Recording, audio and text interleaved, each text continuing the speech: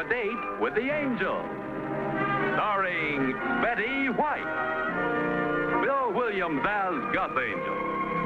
Presented by Plymouth, star of The Forward Look, and the Plymouth Dealers of America. The time, 10 months after Vicki and Gus Angel were married. The plot, the telephone's a wonderful invention. The characters, 4 wrong numbers. Boy, Dad, you really ought to read this book. It'd give you some good ideas on how to run the store. Yeah.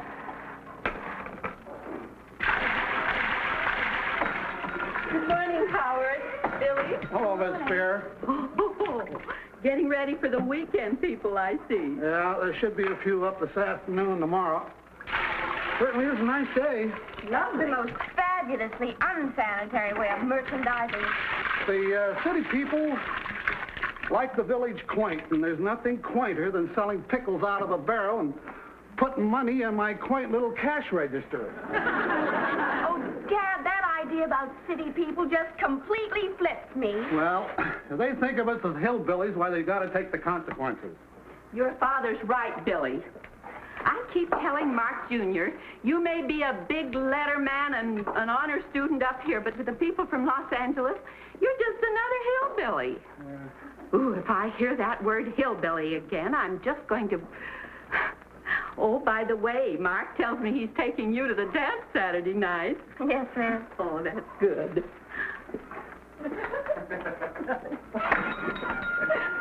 Hello, Mrs. Fagan. Oh, howdy, folks. How are you, sir? Well, about the same. Let's see, you were up here, 4 weekends past, wasn't it? 3. Oh. Mr. and Mrs. Angel, the Shady Rest Cabin? Oh, now I place you. How's everything in San Bernardino? Well, fine, I guess. We're from Los Angeles. Oh, sure. Now I place you.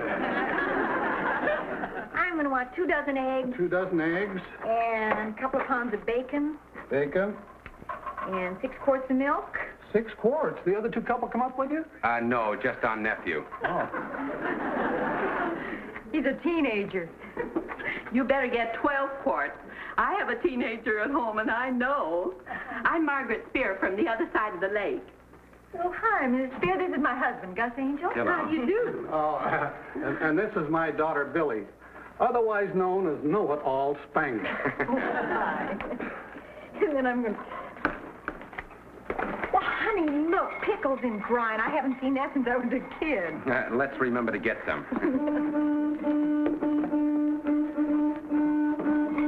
Wheeler! Cut it out, huh? Our nephew's visiting us from Mississippi, and he's so excited about being up in the mountains. He says while he's up here, he's going to study to be a hillbilly. Is that so? Anything else, Mrs. Angel? Oh, some pancake mix. Better make it 2. Yeah. And a pound of butter. Butter. And a pound of coffee. Wheeler. Boy, whoever invented this sure wasn't any Edison, but it works. Look, Uncle Gus, when you pull the door here, it hits the bell. The only trouble is it does it on the way back, too. Leave the door alone, huh? Oh, sure. Sorry, Uncle Gus. Don't forget the milk, Aunt Vicky. Don't worry, Mr. Spangler's rounding up the herd. Boy, this place is sure a blast. Oh, hi. Hi. I think that's about all, Mr. Spangler. You mentioned pickles. Hey, mister, all your fish are dead. Come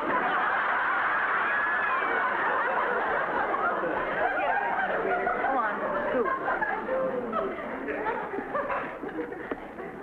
I'll take them in the jar, please. Yeah. Boy, did you ever see so much junk? This is like a real hillbilly store. You know what this is, Aunt Vicky? A butter churn. And look at that fat old Rex standing over there. What's the matter? Well, I meant the pot-bellied stove, not that fat. Not that lady. Never mind. Just never mind, Wheeler. Would you put that on the charge, please, Mr. Spangler? Yes, of course. I'm sure he didn't mean that you, well, you know how thoughtless teenagers are. A lot depends on their upbringing, Mr. Angel. Howard, here's my list. Will you please send them over in the morning? Yes, ma'am.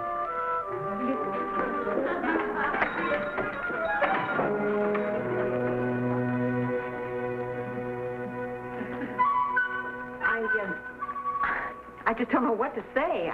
Well, honest, mister, I miss the pot-bellied stove. Not that fat. Forget it. Oh, hello, Mr. and Mrs. Jensen. I'll be with you in a minute. Hey, they used to be city folks. Live here all the year round now. They like it up here. We know them. You do? We were at a party at their house once. Oh, honey, they wouldn't remember us. Sure they will. I sold them quite a policy. Hey, what are you whispering about? Hello, Mr. Jansen. Why, hello there. Look who's here. Well, for heaven's sake, how have you been? Well, fine. How about you? Couldn't be better. That's a small world, isn't it? It certainly is. Mr. Angel was just saying, he said, Vicky, he said, I'll bet you haven't seen the Jansons since their party last June. And I said, that's right. And I'll bet you haven't seen Mr. Jansen since you sold him that insurance policy. Gus? And I'll bet I've told Paul 1,000 times we must have Gus and Vicky Angel up to the lodge. Haven't I, Paul? Practically every day, Catherine.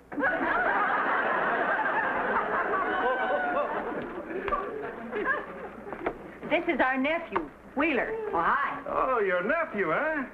How old are you, Wheeler? Well, I'm 16, sir. Oh, how nice. Are you going to the welcome dance tomorrow night, Wheeler? We haven't even heard about the dance. Wheeler hasn't even seen our cabinets yet. Put 3 tickets in with their groceries, Mr. Spangler. Oh, you simply must come. Well, that's very nice of you. We'd love to. I mean, you want to give your Uncle Gus a hand. we gotta That's get- very sweet. Well, it's very nice to see you. Bye. Goodbye. By the way, where are you staying? Oh, we're at 17 Ponderosa Road. Fine. See ya. Yeah. Again for the ticket. Bye. Bye, Spangler. Bye. Oh, Hallie. How are you?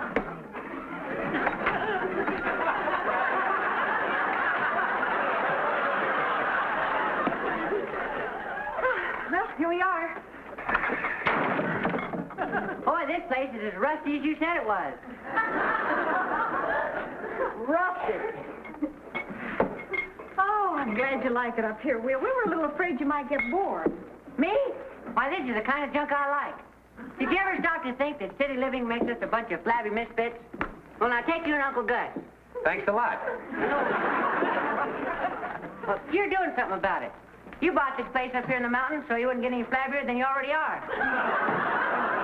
I'm always saying something I don't mean. We understand, Will. Say, did the Jansons strike you as acting a little peculiar? Now that you mention it, yes. That's a telephone. I know, but it's broke. The numbers fell off. That's a party line. You just tell the operator whoever you want. Boy, these hillbillies up here are smarter than I thought. Down home, we have to dial. Honey, I don't want to lecture you, but I do want you to understand something. Your Uncle Gus and I come up here every 3 or 4 weeks, and we just have to get along with the people who live up here all year round. So, in case you have to go to the store for something, would you try to think a little before you point at somebody and say, look at that fat old wreck over there? I'm at the stove. Honest, Aunt Vicky. I know you did, but well, you just don't think before you talk. See, your Uncle Gus and I believe that the permanent residents up here resent the weekenders a little bit. So we have to be real careful. After all, these people aren't hicks or hillbillies. Okay, end of lecture. I dig you, Aunt Vicky. You know, sometimes I get to thinking about me. And you're right. My tongue starts talking before my brain finds out what's going on. Uncle Gus, you shouldn't do that. Well, there's an old man down home who threw his back out lifting everything. What'll little morale booster he is. Wheeler explained the whole thing to me, darling. His tongue just has a head start on his brain. And Vicky, your refrigerator ain't making any ice cubes. It's a new invention, Will. It's called an ice box. You put ice in it and it keeps things cold. Well, what of that? Down home, we have to plug them in.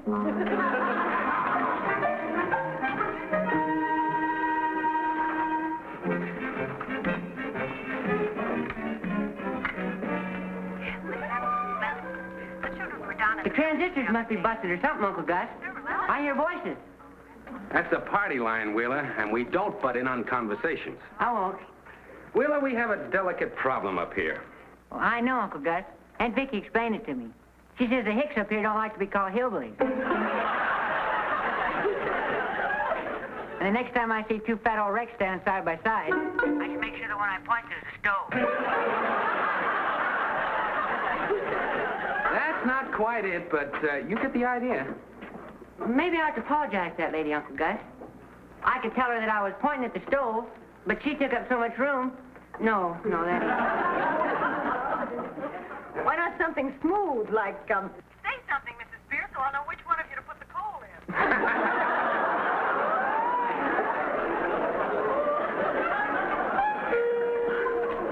Who have you been talking to? Nobody. Thank goodness. Hello? Hello? Hello? Hello? Hello?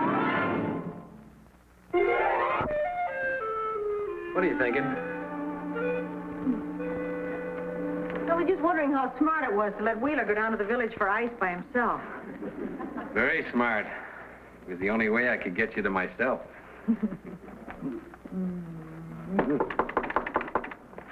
Probably the juvenile authorities. Hello. How are you? Hi, honey. Oh, what a lovely place you have. Huh? Yes. Why, we just dropped by to see if you'd like to help us decorate the canoe club tomorrow afternoon for the dance. It's, it's sort of a social privilege up here. Well, I'd love to. Get you in good with the natives. Be fine. Say, I'd like you to meet our daughter. Oh. Come in here, honey. Come in, Christine.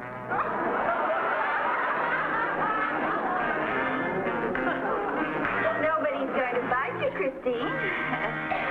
This is Mr. and Mrs. Angel. Straighten up, dear. We're very happy to meet you, Christine. What do you say to Mrs. Angel? Thank you. Too bad Wheeler isn't here. He went down to the village. Wheeler's their nephew, dear. Won't you all sit down, for goodness sake? Oh, no, I'm sorry, but we really can't stay. Well, are we going to see you at the dance, too, Christine? Well, she doesn't want to go because she doesn't have a date. Why doesn't Wheeler take Christine?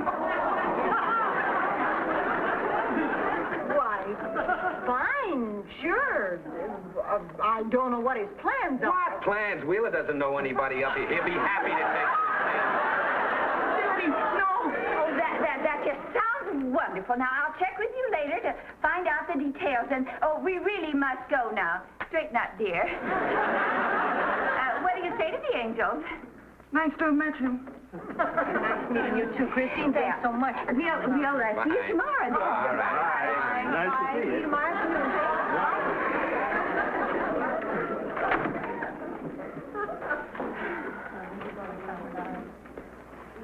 Oh, what those people are doing to that poor child. And, honey, I know you were more or less trapped into it, but I've learned we must never arrange dates for Wheeler. Oh, he's a good-hearted kid. He won't mind. I'm thinking of Christine. We probably point at that poor self-conscious little thing and tell her the kindergarten went that away. Even Wheeler has more sense than that. I bet. Boy, this is what I call an ice cube.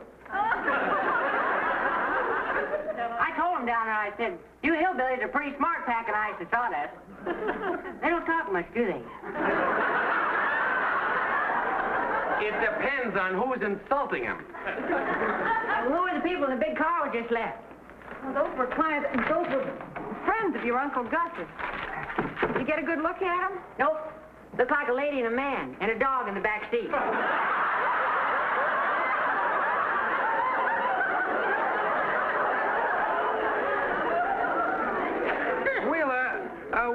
wondering if you'd do us a favor. Sure, Uncle Gus. Hey, guess what? What? I'm taking Billy Spangler to the dance.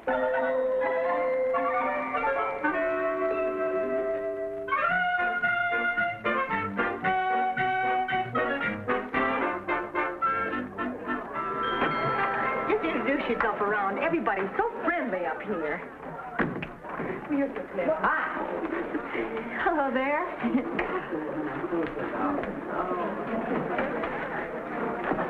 Hi, Mrs. Spear. Hi. What's the matter with everybody? I haven't even broke anything yet. Well, whatever it is, be as friendly as you can. Oh, Mrs. Angel, how nice of you to come and help. I'll get you a ladder and some pins and put you right to work. Let's see, I think I left the pins up on the table. Oh, I see you brought Wheeler. Christine's just dying to meet him. Oh, Mrs. Jansen, I'm afraid Wheeler already made arrangements for tonight, and he won't be able to take Christine to the dance. Well, hi. Look at that clunky girl over there, Vicky. Mrs. Jansen has some work for us to do, Wheel. Why don't you get the pins? They're up on the table.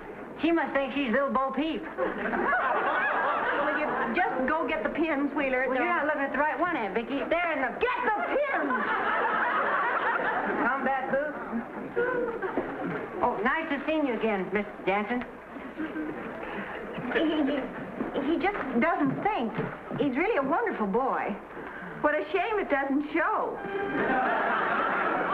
Come along, Christine. Please, Mrs. Jansen, don't be like that.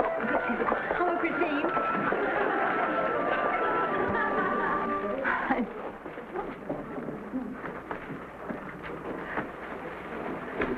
Is there something I could do to help, Mrs. Spear? No, thank you.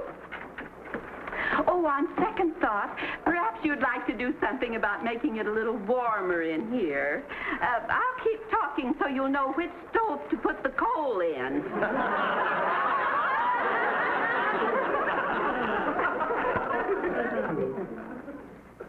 Mrs. Spear, I was merely correcting my nephew, and even he wasn't being malicious. Mrs. Angel, it appears that your nephew thinks he's taking my daughter to the dance. Well, he invited her, and she accepted. We hillbillies think that he had no right to ask her, knowing he already had a date with my son. That's right. Well, wait a minute. Isn't that up to her? Here are the pins, Aunt Vicky. Oh, may I?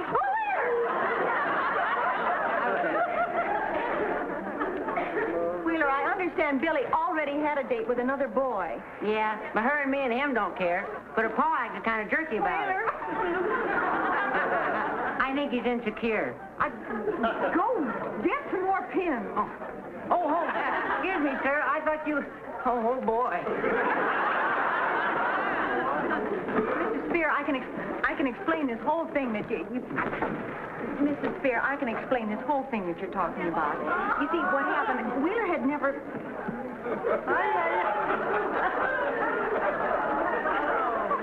Mrs. Angel, I don't know how much of this is deliberate.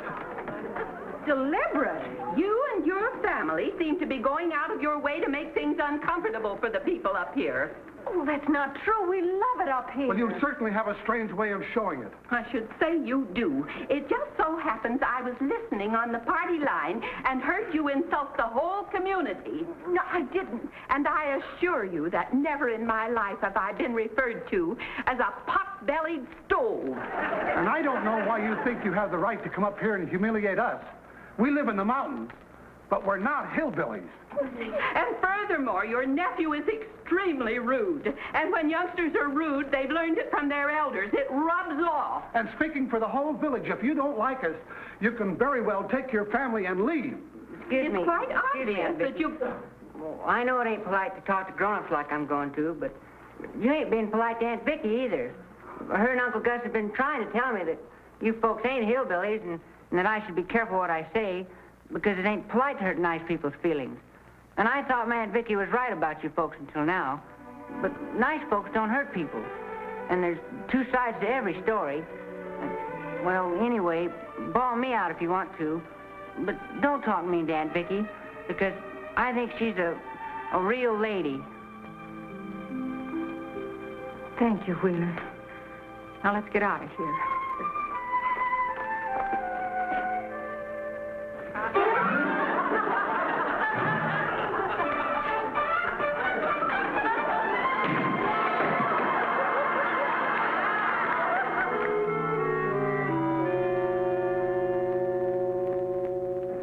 What happened then? That's when the balloons went up. And then I said a bunch of silly junk and we left. Silly junk. Gus, he was one... Well, he gave him quite a blast. Yeah, I'm sorry, Uncle Gus. What a ridiculous mess this is. He said he was sorry, Gus. Listen, we're going to that dance. We are. You're darn right we are. No one's going to make my family hole up like squirrels in a tree. Gee, Uncle Gus, you're a real crash. We're going to that party and we're going to have a good time. Right, Wheeler? Right. Right, Mickey? Right. I'll go change. I want to hear one of them say just one word out of line, that's all. Good evening. Ladies and gentlemen, I know it's early, but we might as well get started. Insecure. As you all know, this is our welcome dance. So, you all year-rounders, pick the partner you'd like to welcome to the village. Let's out. Welcome to the village, Mr. Angel.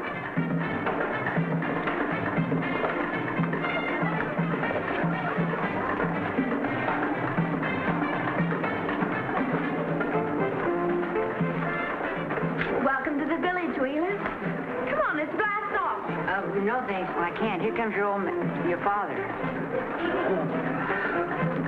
Mrs. Angel? Mr. Spangler, I'm sorry about what I said. Oh, don't just stand there, boy. Go on and blast off.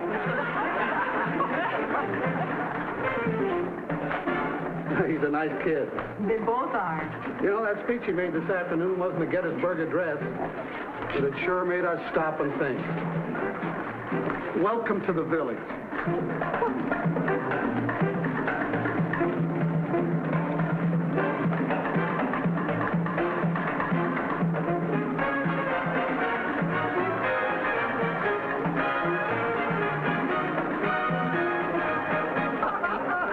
Thank you, Miss Angel. Thank you.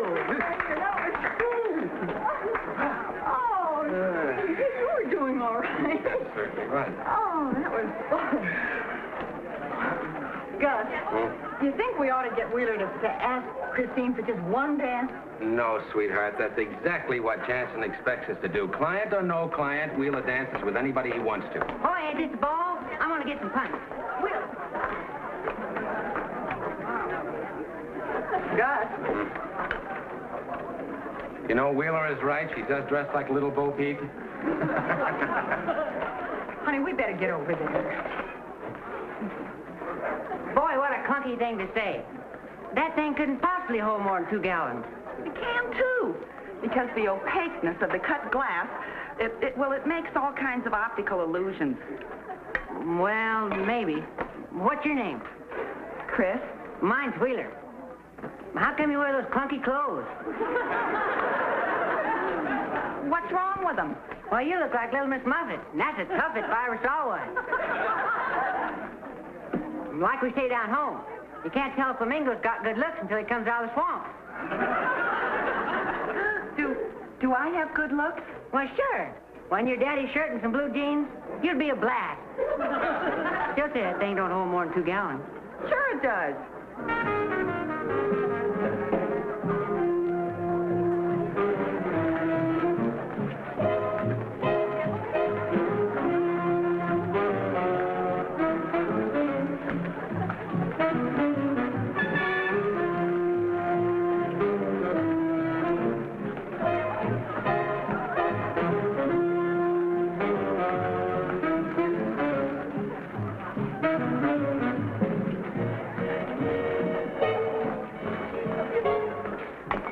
Welcome to the village, Mrs. Angel.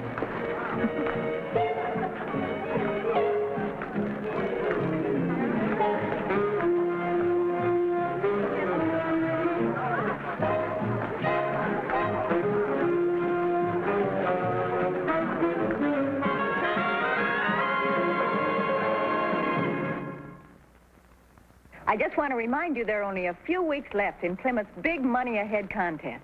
It closes midnight, January 26th. Go to your Plymouth dealer right away and get your official entry blank. You just may win yourself $500 a month for life.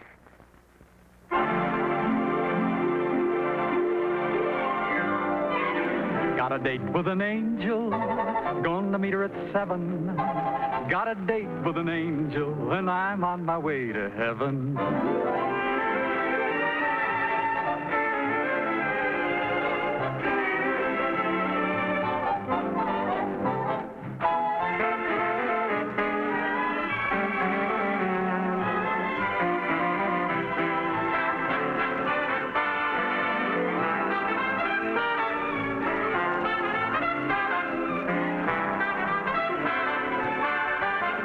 Ladies and gentlemen, your Plymouth dealer invites you to watch the Lawrence Welk program Top Tunes, and you tell it on this same network. Tom Kennedy speaking. Good night, everybody.